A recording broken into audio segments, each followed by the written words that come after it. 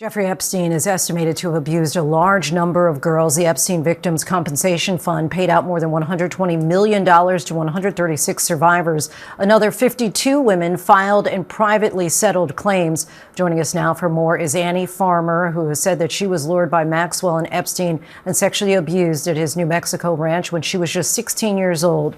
She was one of Epstein's only victims to have had the opportunity to confront him at his detention hearing back in 2019. Thank you so much for joining us tonight. We so appreciate your time. I know you've said in the past that attending that 2019 hearing was the beginning of a big spiraling ride and that you feel like you haven't gotten off.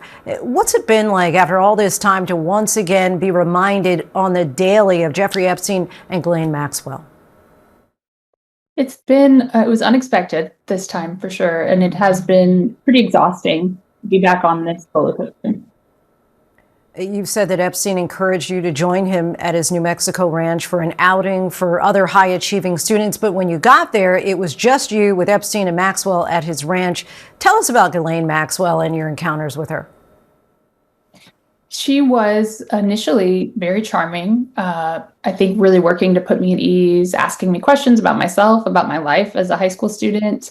I found her to be someone that I wanted to like me. So, I was really trying to impress her in the way that you can as a teenager, right? Tell her things I thought would be interesting to her.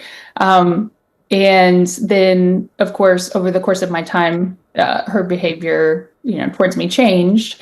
And it became clear that, she was interested in grooming me towards, providing these massages for Epstein and then actually abusing me herself. You said that her behavior changed. In what way? Was it like she was this upbeat, bubbly person and all of a sudden things got very dark? It wasn't quite that. I'd say that there was always this facade in a way that, that what was happening was very normal. But when, at the end of the weekend, when I was getting ready to leave, she was suddenly much more cold and did not seem interested. And I felt in some way that I had disappointed her. I had not done what was expected of me. And she is one of the people you say put you through all this horror that has now cast this shadow over your life.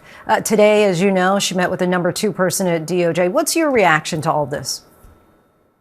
Yeah, I actually found out that information earlier today from a journalist. It's very disappointing that these things are happening behind closed doors without any input from the people that the government asked to come forward and speak against her in order to put her away. There were so many young girls and women that were harmed by her. And I think not just, she didn't just procure girls and women for Epstein, but she herself participated in their abuse. I think that's an important thing for people to understand. And then she also, made threats. She made threats to my sister, to our family, when it was clear that my sister had reported her. And so I think that to be told that suddenly she's being brought to the table as a potential source of information when she's previously been charged with perjury by the government is very confusing and unsettling. And pardon me for prying here, and if you don't want to go there, you don't have to, but when you say she participated in the abuse, can you help us to understand, was she not just there to lure and kind of groom? Yes, I think that's something that is really, really important for people to understand. She herself, she was the one who asked me to undress. She was the one who exposed my chest. She's the one who touched me. And I think that that was not unusual. I mean, that was something that came out in her trial and one of the things that she was found guilty of. The Department of Justice is clear on that she herself is a sexual predator who has participated in this abuse. She's not a victim. We don't know ultimately what will happen if she will testify, what kind of deals will be made to get her testimony before Congress. If, and this is a big if, but if she is able to get out of prison as a result of giving her testimony, your reaction to that? Well, that would be devastating, not just for me. It would be devastating for so many people involved in this case. This was the one person who had been prosecuted for their crimes. And I know that it meant it meant a lot to even other people outside of this case, because I heard from so many people that the fact that someone was held accountable was really significant. Attorney General Bondi promised that there would be full transparency, and the only thing that would be kept from the public would be the things that protect the identity of the victims. Now it's not clear what else will be released, if anything. Do you feel like those files should be seen by the public?